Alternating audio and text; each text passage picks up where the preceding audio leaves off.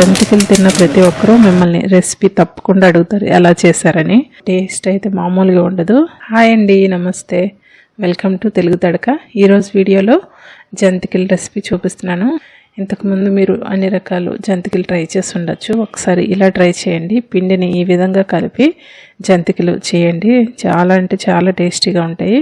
కరకరలాడుతూ చాలా గుల్లగా ఉంటాయి. నెక్స్ట్ టేస్ట్ అయితే మామూలుగా ఉండదు. ఇంకా రెసిపీలోకి వెళ్ళిపోదాం రండి. ముందు ఒక మిక్సీ జార్ తీసుకొని ఇందులో 1 కప్పు పుట్నాల పప్పు వేసుకోవాలి. వేయించిన శనగపప్పు చట్నీలకి మనం వాడతాం కదా, ఈ పప్పును వేసుకొని ఇప్పుడు ఇందులో పొట్టు తీసిన వెల్లుల్లి రెబ్బలు ఒక 5 నుంచి 6 వెల్లుల్లి రెబ్బలు వేసుకోండి. 1 టేబుల్ స్పూన్ వరకు మిరియాలు వేసుకోండి. జీలకర్ర 1 టేబుల్ స్పూన్ వేసుకొని మెత్తగా పౌడర్ చేసుకోవాలి. చూడండి, ఇలా మెత్తగా పౌడర్ చేసుకొని ఒక పక్కన పెట్టుకొని ఇప్పుడు ఒక గిన్నెలోకి 2 కప్పులు బియ్యం పిండి తీసుకోవాలి. నేను ఇక్కడ ప్యాకెట్ బియ్యం పిండి తీసుకున్నాను. తర్వాత ముందు మనం పొడి చేసుకున్న ఈ పుట్నాల పప్పుని ఇలా చక్కగా జల్లించుకోండి. ఇలా జల్లించుకుంటే మనకి మిరియాలు జీలకర్ర వేసాం కదా, ఒకవేళ నలగకపోతే ఇలా జల్లించి తీసుకోవచ్చు. ఇప్పుడు ఇదే మిక్సీ జార్లో 1 కప్పు అటుకులు వేసుకోవాలి. అటుకులు ఏవైనా తీసుకోండి, ఏవైనా పర్లేదు.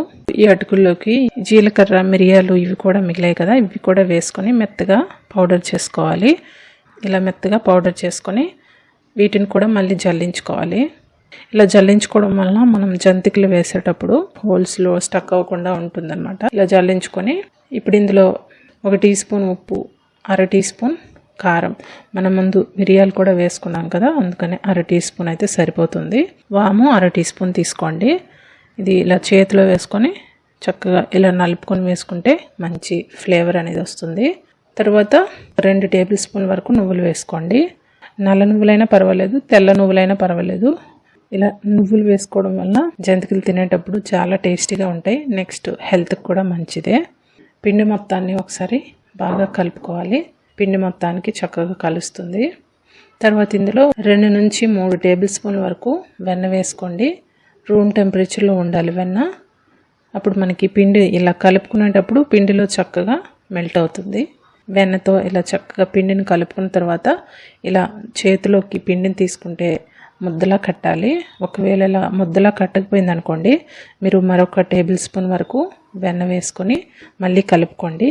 ఇలా ముద్దలా ఫామ్ అయింది అనుకోండి, చేతిలో క్రిస్పీగా గుల్లగా వస్తాయి. కొంచెం పిండి తీసుకొని టేస్ట్ చూస్తే ఉప్పు కారం చెక్ చేసుకోవచ్చు. సరిపోలేదనుకుంటే ఉప్పు కారం ఈ టైంలో యాడ్ చేసుకోవచ్చు. ఇప్పుడు కొద్దిగా కొంచెం గోరువెచ్చని నీళ్ళు వేసుకొని కలుపుకోండి. మరి వేడిగా ఉండక్కర్లేదు, గోరువెచ్చగా ఉన్న నీళ్ళతో కలుపుకోండి. పిండిని మరీ లూజుగా కలుపుకూడదు, అలానే మరీ గట్టిగా కలిపేయకూడదు. గట్టిగా కలిపిస్తే జంతికలు వేసుకునేటప్పుడు కష్టంగా ఉంటుంది. చూడండి, పిండి ఇలా సాఫ్ట్గా ఉంటే మనం జంతికలు వేసుకునేటప్పుడు ఈజీగా వేసుకోవచ్చు, ఎక్కువ కష్టపడకుండా. ఇవి మూత పెట్టి 10 నుంచి 15 నిమిషాల పాటు రెస్ట్ ఇవ్వాలి పిండికి. ఇప్పుడు జంతికల గొట్టంలో రకరకాల ప్లేట్స్ ఉంటాయి కదా, మీకు నచ్చిన షేపు ఇలా వేసుకొని పిండి స్టిక్కీగా అవ్వకుండా ఉంటుంది. కొంచెం నూనె అప్లై చేసుకొని పిండి ముద్దని గట్టిగా నొక్కి పెట్టి ఫిల్ చేసుకోండి. జంతికల గొట్టంలో మనం జంతికలు వేసుకునేటప్పుడు మధ్యలో గ్యాప్స్ రాకుండా ఉంటుంది. ఒకసారి గట్టిగా ఇలా నొక్కి పెట్టి పిండిని పెట్టుకొని మనం జంతికలు వేసుకోవడమే. చిల్లుల గరిటె ఉంటుంది కదా, ఈ గరిటెని బోర్లించి ఇలా జంతిక వేసుకుంటే అన్ని జంతికలు ఒకే సైజులో వస్తాయి. ఇలా వేసుకుని మీకు ఆయిల్లో వేసినప్పుడు కూడా ఈజీగా ఉంటుంది. కొంచెం దూరం నుంచి వేసుకోవచ్చు. ఇలా గరిటె పైన వేసుకుంటే, అదే ఎక్కువ క్వాంటిటీలో చేసినప్పుడు ఒక పొడి బట్ట పైన జంతికలు వేసుకొని ఒక్కొక్కటి ఇలా తీసి నూనెలో ఒక సైడ్ నుంచి ఇలా నెమ్మదిగా డ్రాప్ చేస్తే జంతికల్ని వేయించుకోవచ్చు. ఇక్కడ మీకు గరిటెతో ఎలా వేయాలన్నది చూపించాను. నెక్స్ట్ చేత్తో కూడా ఎలా వేయాలో చూపించాను. ఏది ఈజీగా ఉంటే అది ప్రిఫర్ చేయండి. జంతికలు వేసినప్పుడు ఆయిల్ మీడియం హీట్లో ఉండాలి, ఎక్కువ వేడిగా ఉండకూడదు. జంతికలు వేసిన తర్వాత 1 నిమిషం పాటు వేయించుకోవాలి, గరిటె పెట్టి కదిపేయకుండా.